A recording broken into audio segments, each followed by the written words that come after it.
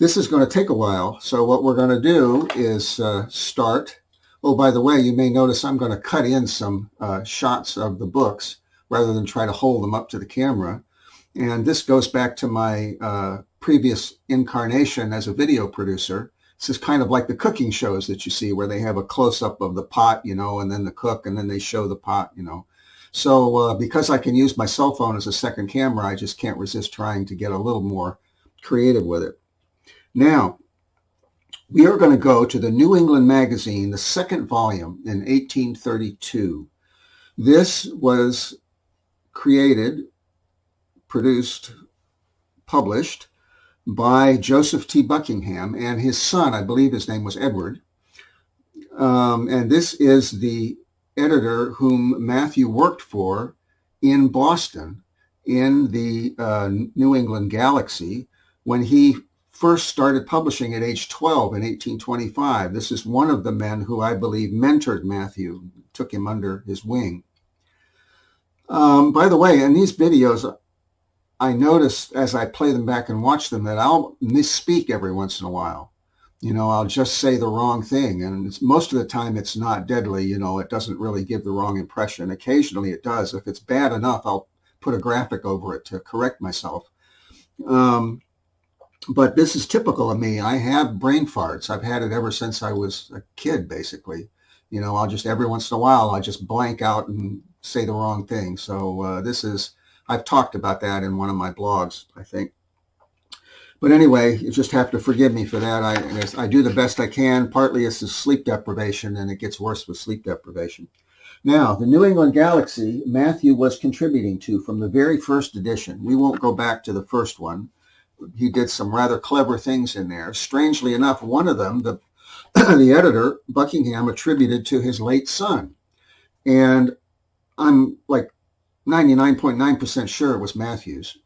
What I remember emotionally is that Mathew had a rivalry with this fellow, which makes sense because Mathew was coming in and kind of getting adopted as a surrogate son, and he was extremely talented and kind of a favorite. And I'm pretty sure that young Edward was jealous. Young Edward, I think, was privileged, and Mathew was poor and a runaway. But Mathew was a better writer and smarter, even though he was younger. So it's inevitable there'd be jealousy and envy there. And I do remember it emotionally.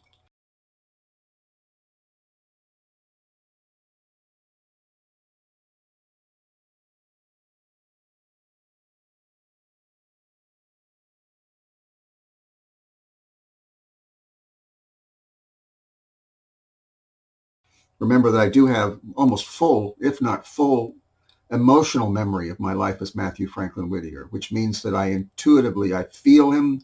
I know all of his motivations, including his deepest motivations.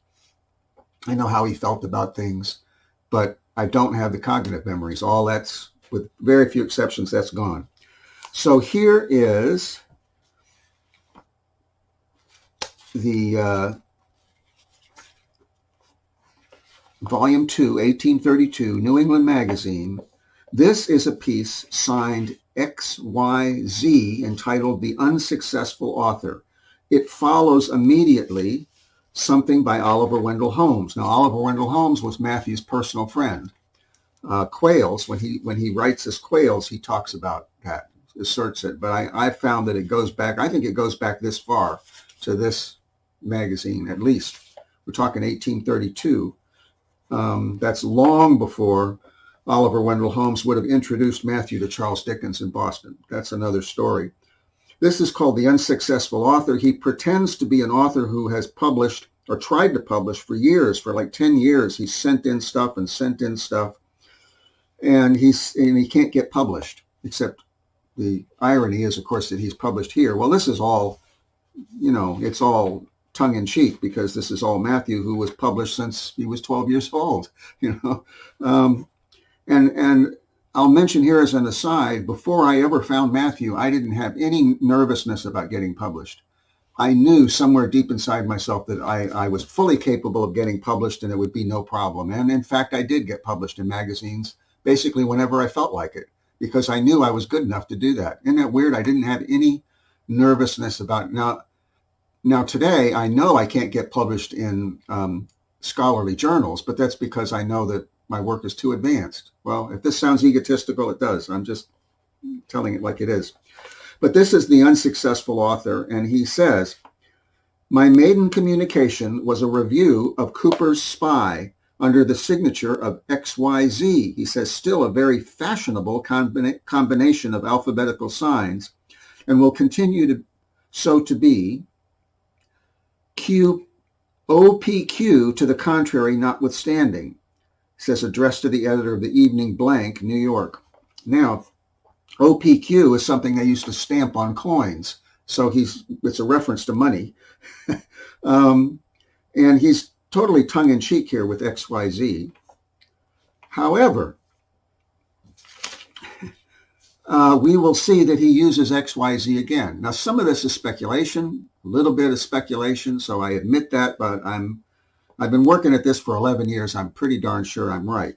So that is the unsuccessful author signed XYZ, and I'll cut in a graphic of that. Then this morning, I had noticed it before and felt drawn to it, but I kind of pulled away from it because there are some pieces in here that are not written by Mathew and kind of look like they are. They're in his style, and I basically debunked all of them. I talked about that before with one of them that I think it's signed M. There's a couple, 2 or 3 signed M. I thought, well, that may be Mathew. But he didn't like to sign M for the very reason that other people, would get confused with other people's work. Well, this fellow talked about being down south, and there was a controlled burn of some kind, and he got pleasure from seeing the snakes writhe in agony in the fire because he hated snakes. Well, Mathew was very compassionate towards animals. He might or might not have approved, but he never would have said he got pleasure from seeing anything suffer. So immediately I knew that was not Mathew. This is one of the key ways I've been able to distinguish his work from other people's work, because in that day it was fashionable to be prejudiced, cruelly so. It was fashionable, to be cruel to animals, but Mathew didn't, so it made him stand out. Now this little piece, that one was in the March 1832 edition of the New England Magazine. This is in the January 32, and it is signed Z as opposed to XYZ. Now that doesn't definitely identify it as Mathew's. It's called A Legend of Christmas Eve. And I was interested in this because I thought maybe it was a precursor to A Christmas Carol. And it has a couple quotes, which I haven't looked up. As a matter of fact, I'll probably put it, well, one of them is accredited and one of them is not. And that one, I will look it up if I can find it and lay that in as a graphic. The first quote that it opens with is, I shall tell you a prosing tale. It may be you have heard it, but since it serves my purpose, I will venture to scale it a little more. And it is attributed to Coriolanus, and I have no idea who that is, but I'll look it up at some point. Mathew had a very wide knowledge of literature, so he quoted from all kinds of sources, and this is one of the other things that sets him apart from other people. He did use these quotes, including inline, but to introduce the piece and also within the body of the piece. And he drew an awful lot from Byron and Shakespeare, but then he drew from all other kinds of sources, whereas the people who imitate him don't have that breadth of scholarship, which I don't have today. I only have the internet, But that also distinguishes, because when these imitators try to imitate his style, they can't draw from all these different sources, nor can they use them for code. Mathew knew so much poetry and so much literature and had so much of it apparently committed to heart, kind of like what I have with music, actually, the pieces I like. So when he wanted to write in code and use the quote from, say, a piece of poetry to refer to something that he wanted to tell posterity or wanted to tell people in the know, he could find exactly the perfect quote for that, whereas other people couldn't do that. So this actually doesn't have much to do with Christmas Eve. I haven't read it. I haven't keyed it in yet. I'm going to have to key it in, and I will put it in a category which I call possible MFW. When I'm not sure, I don't assert that I know. I put it in a possible category, which means that I can't prove it. There's a mention I noticed to Ichabod, but this is about a conjurer who is a fake astrologer. And Mathew, at this age, because we're talking 20 or actually 19, he didn't believe in astrology. And Abby, his tutor and future wife, was trying to teach him these things. She believed in astrology until he talked her out of it, apparently. Palm reading and mysticism and all of these things. And she was trying to teach him the Mathew, and he was a skeptical philosopher, so he would make fun of them. So here I'll read the opening paragraph. The conjurer sat at his books. The various utensils of his art were scattered around him. A horoscope, globe, astrolabe, and quadrant, and huge volumes of mysterious characters and an unknown tongue. He was an adept in the black art, shrewdly conversant with whatever might excite the superstition of the credulous, and usually made his calculations with a sagacity that baffled detection. The old man was poring over one of these tomes when he raised his keen gray eye from the volume as the door opened, and a stranger presented himself. Now, right away, I can feel that this is Mathew writing. I could be wrong, but my feeling is that this is the way my mind works and the way I would have written. He was of small stature, attired in a rustic garb, his visage thin and wrinkled, and his little black eyes. Now, whenever Mathew makes somebody's eyes little, he doesn't like them. I figured that out. Large eyes mean spirituality and character, and little eyes mean the reverse. His little black eyes hardly separated by an attenuated apology for a nose. The intruder stood silent for a few moments, as if hesitating how to address the man of forbidden knowledge. He that would consult the stars, said the conjurer, must view them in a mirror of silver.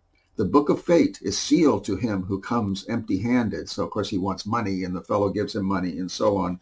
Well, the stranger dreamed of buried treasure. The astrologer tells him where it is, and by gosh, it ends up being there. Now, there's a couple inline quotes. One of them is, not a soul but felt a fever of the mad. So I'm going to look that up, because sometimes those quotes tell you more about where Mathew's coming from. And then the last quote here is, the setting of the eye and cheek proclaimed a matter from them. So I have no idea where that comes from, but I'm going to look that up also. Now, this is the final paragraph where they are digging up the treasure. At length, measuring a few paces from the tree, and once more eyeing all around with cautious scrutiny, they commenced digging in its shadow. At this moment, an object appeared rounding an angle of the shore below, and in an instant a vessel of war under full sail rushed by the island. Not a soul was discoverable on the deck of the phantom ship, but ever and anon, as it boomed sullenly onward, loud shrieks and the crash of swords came mingling with shouts of demoniac laughter, the losel song of carousal, and the fierce oaths of the buccaneer. The money-digger rested on his spade and passed his hands athwart his eyes to convince himself of the reality of the vision. All had vanished, and he saw only the brazen clasps of the family Bible glittering in the moonbeams, which his companion was hugging in an agony of terror. A breathless pause ensued, while their hearts palpitated in audible throbs. Anon, as they resumed their labors, a whaleboat appeared, slowly bearing down on the island without sail or oar. Not a voice or sound was heard from that shadowy crew. The headless helmsman stood at his post with the fixedness of a corpse, and his companions were ranged along the bows, with the blood still spouting from each ghastly trunk. At this moment, the elder of the worthies sunk his bar in the sand and struck the lid of the iron treasure chest with a jar. The presence of mind, which had bridled his tongue in spite of the demon visitations, now forsook him in the moment of success. "There it is, by heaven!" he exclaimed, leaping up in an ecstasy. "And there it is!" screamed the other, hurling his mattock full at his brother's head in the frenzy of one whose hopes are blasted at a breath. There was a low rumbling beneath their feet, and the ponderous mass passed slowly from under them as the spectral boat gradually melted into moonlight, and it signed Z. Mathew's 19 years old. He wrote at least one other piece for this magazine, which one could call science fiction today. Unfortunately, I can't get an original of that one, but it's fascinating itself. And I know Mathew wrote that one because it's signed with his pseudonym, A Star. But here, Mathew apparently is responding to Abby's attempts to convince him of astrology, which he is dead set on as being a hoax. Now, we move from that to a couple things in the Portland transcript. And the first one is going to be 1842, the December 2nd, 1842 edition. I'm going to take my dollar store pillow here and use it to prop this up with, and open this edition of the transcript. And here we have The Vision, A Legend of the Merrimack by Poins. Now, I know 100% that Poins was Mathew, and I could go into that, but that's a whole different thing. He mentioned a piece signed Poins in, no, his brother, John Greenleaf Whittier, wrote a letter to Mathew and mentioned one of the Poins signs pieces, a travelogue, in that letter. So therefore, it's positively identified as Mathew's pseudonym, and there are quite a number of Poins pieces in here. That was the first time that I realized that Mathew had not, as the historians claimed, only written Ethan Spike, because under Poins are these adventure stories and poems and pieces in other genres that are definitely Mathew's. There's no question about it. So here we have The Vision, A Legend of the Merrimack, original, it says, by Poins. Now, Mathew had a habit of returning to his old themes. If it was a joke or a particular theme or a piece that he was really proud of, he was keenly aware that he was writing for the newspapers, and that unless he published them, which he wasn't able to do in book form, that they were gone. As he humorously put it at one point, writing for the New York Constellation, they were used to catch beard trimmings, and things like that, the day after, his, hard worked piece came out, see? So in a way, to combat that, I think in protest, he would occasionally bring those things out 5-10 years later. Here we are, 1852, 20 years later, and he writes something very similar. This is actually an account, an admittedly embellished account of an actual event. At least it's documented before this in a pamphlet somewhere, which I don't have. But it's a known legend of Rocks Village. Rocks Village is that little town or suburb of East Haverhill, Massachusetts, where Abby grew up.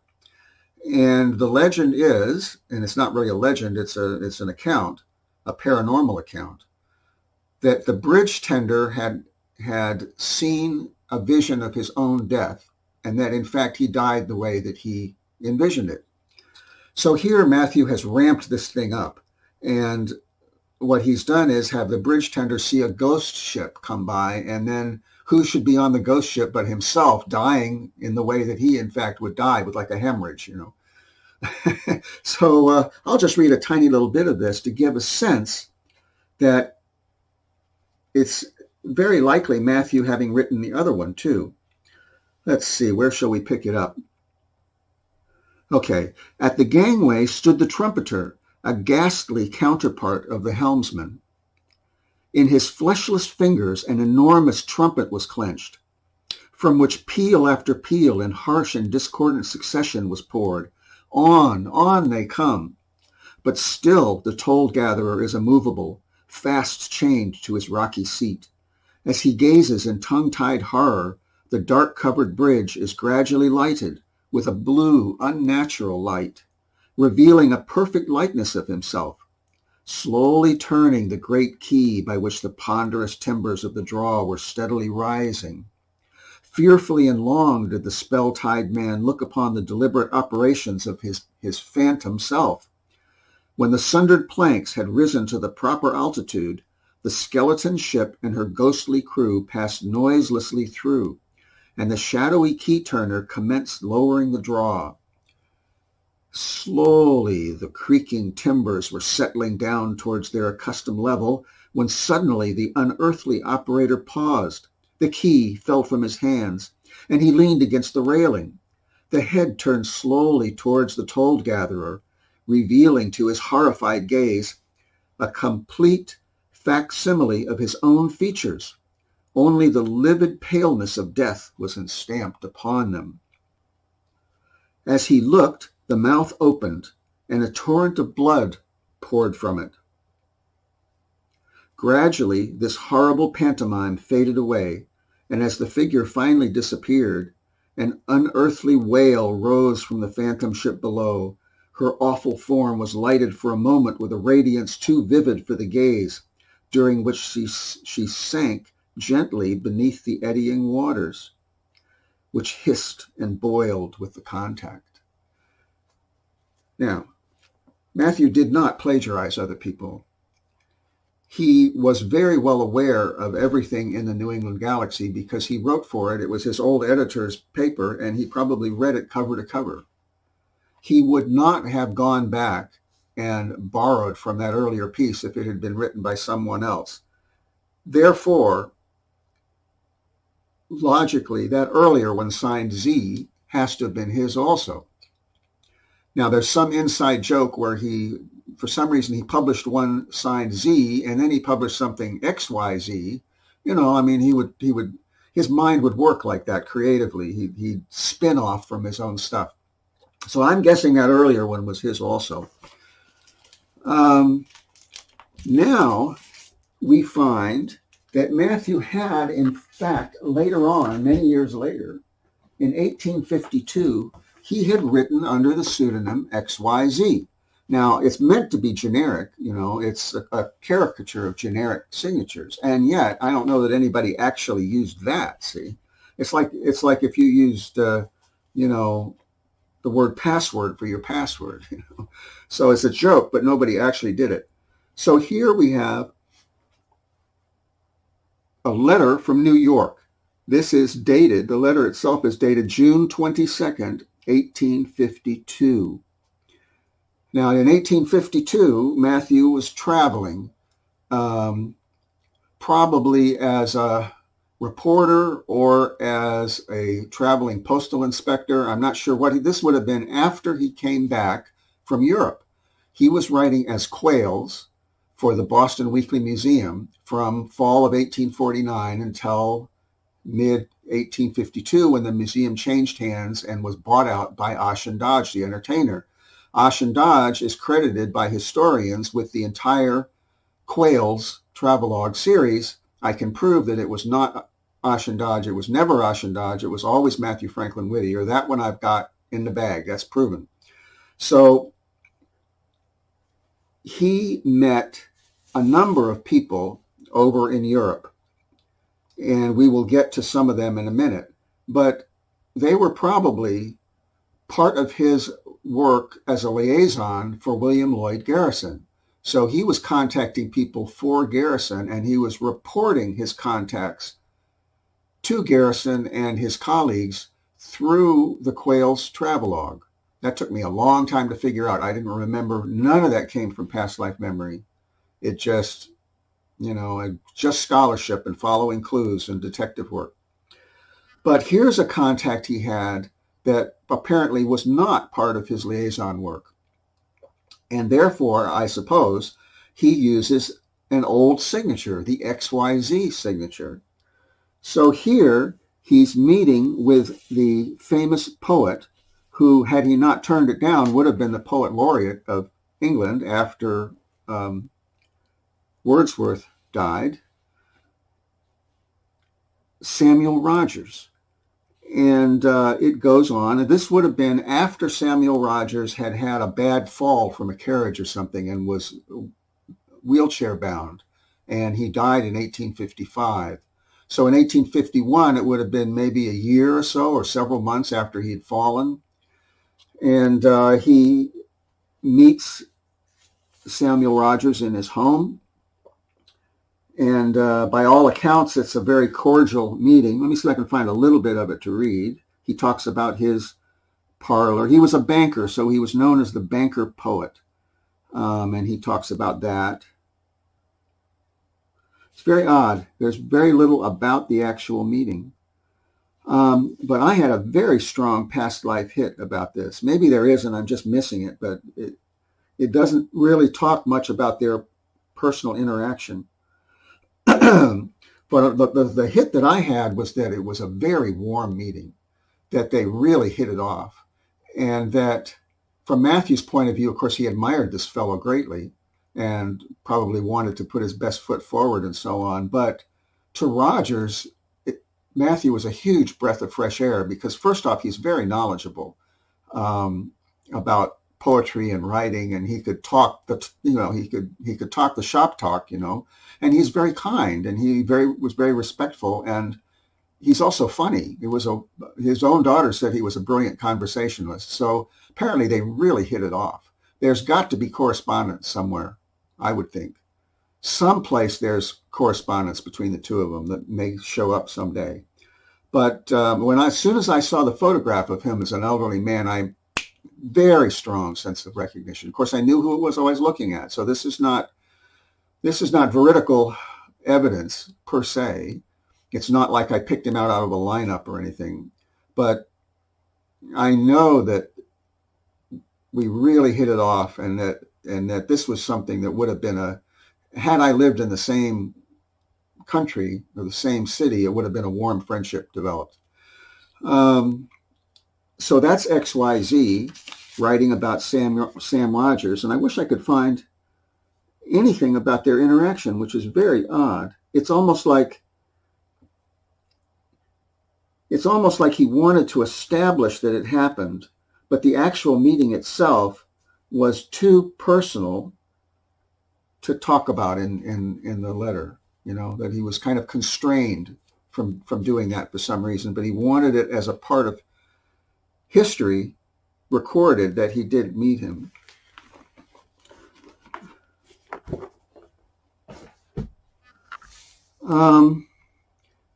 Let's see, where shall we go next? The next thing, I've got it in the opposite order, but let's go to Quails meeting Victor Hugo in Paris. Let's see which one that's in. I've got both of my volumes of the Weekly Museum here. Let's see if it's this one.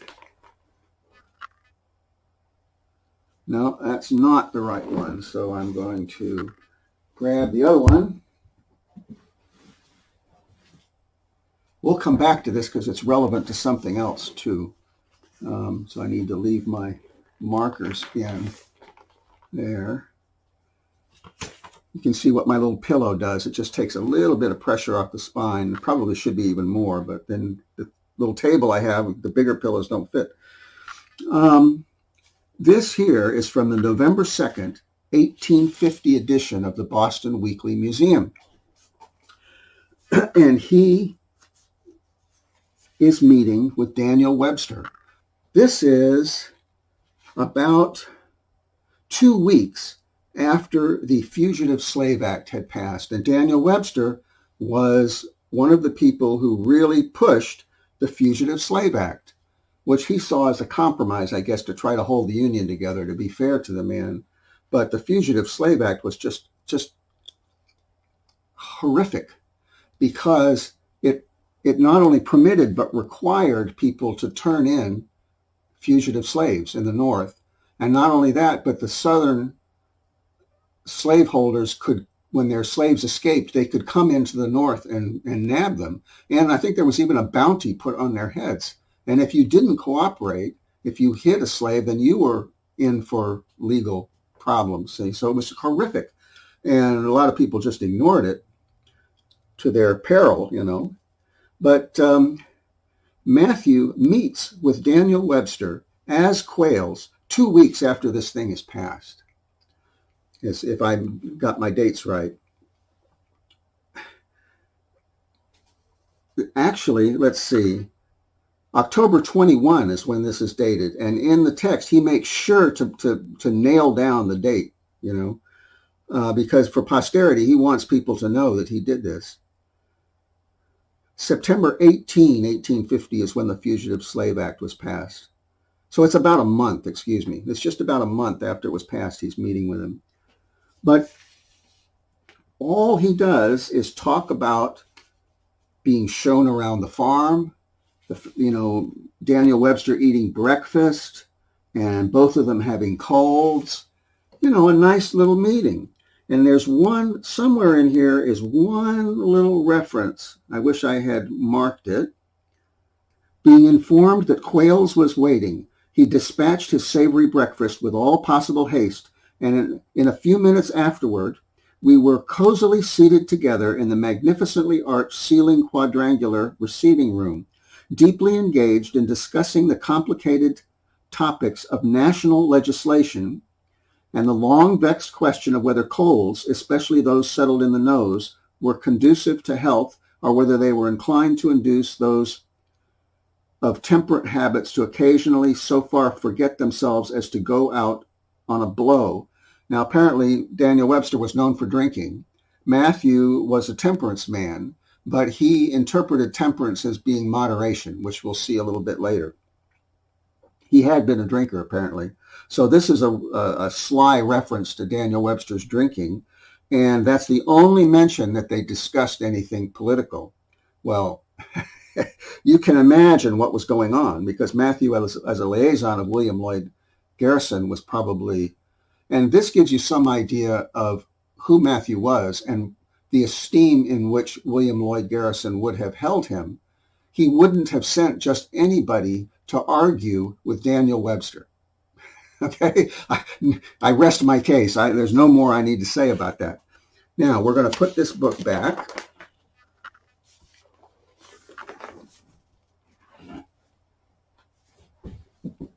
If I can remember not to walk over and step on it, which is a problem.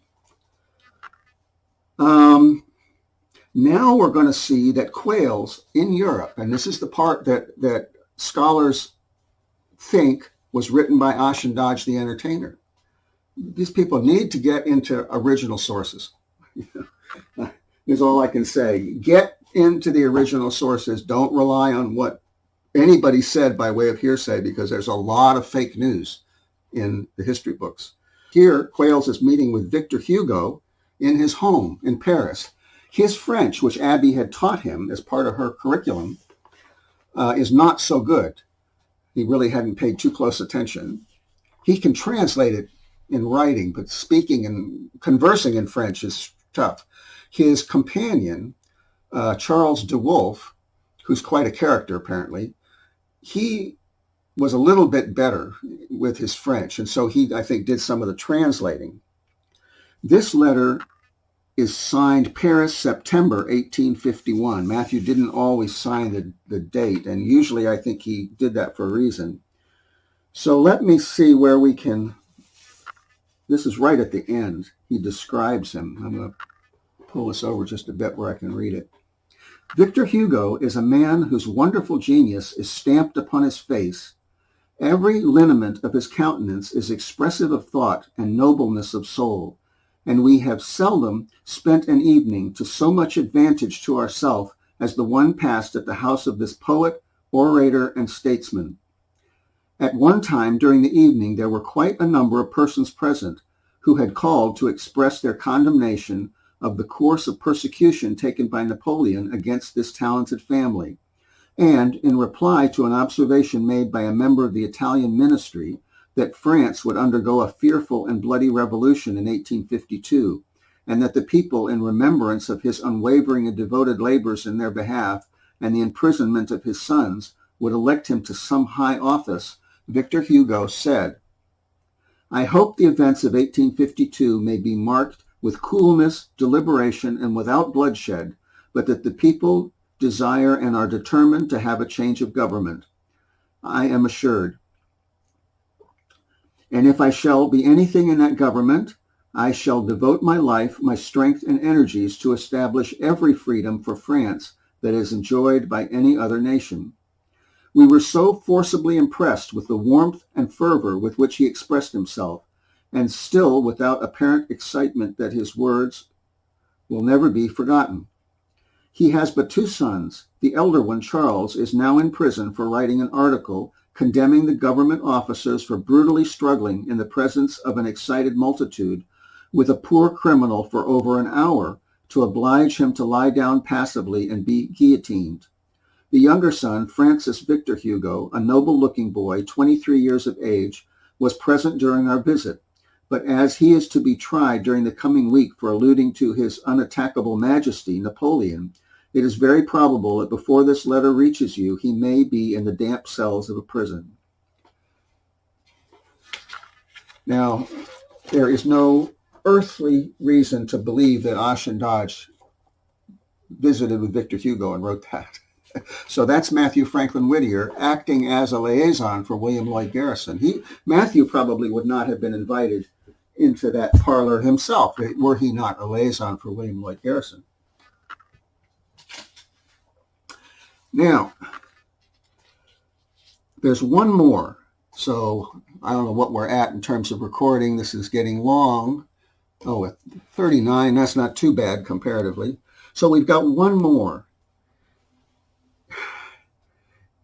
In the Cleveland Leader, the February 5th, 1883 edition, this is 1 month, almost exactly 1 month after Mathew died in 1883, there appears an article, and it tells a story. It's entitled, How Thackeray Hugged Whittier. And what it means is that this editor believes that this is a story secondhand through Mathew and a friend of his of how John Greenleaf Whittier hugged William Makepeace Thackeray. All right. And then a John Greenleaf Whittier biographer, Henry Francis Underwood, cites it as an example of something apocryphal, see? But he's off. So this is another example. I've already shown you one example with the vulture and its first appearance in the carpetbag of how the scholars can be flat out wrong. This probably isn't any surprise to scholars, that they can be wrong. I mean, they're constantly catching themselves out being wrong. But this is horrifically wrong. And in particular, it's an example of how Mathew was marginalized. So I'm going to read it as it appeared in the article in the Cleveland Leader first. How Thackeray Hugged Whittier. And I did look it up there. Underwood does quote it correctly. Now that I am talking, I'm going to get a sip of water here.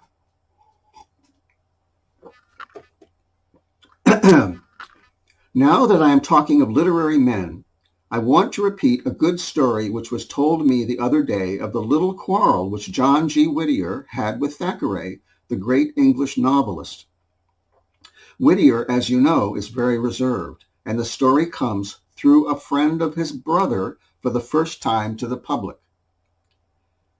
When Mr. Whittier was in London many years ago, he was made a lion by the literary people of the metropolis. The father of Pendennis and Becky Sharp was prominent among his entertainers, and among other things, he honored him by a dinner at his club. Whittier and Thackeray went together in Thackeray's carriage to the club rooms. At the dinner, much wine was drunk, as is the custom at all such feasts in England. Thackeray seemed to have no limit in his capacity in this direction, and drank bottle after bottle, apparently without being in the least affected by it. He was as witty and clear-headed as though he had been taking nothing but soda. Whittier was temperate, and drank but little.